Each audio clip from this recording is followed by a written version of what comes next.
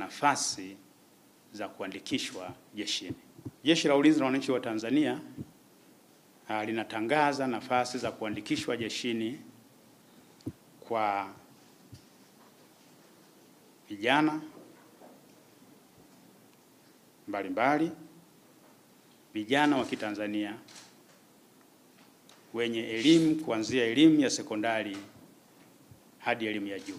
Aidha, uandikishaji wa vijana hao wa Kitanzania wenye taaluma adimu wataandikishwa jeshini.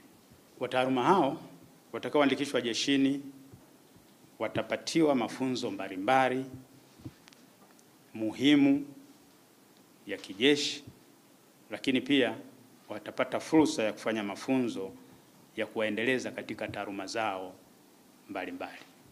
Sifa ya kwanza ni awe raia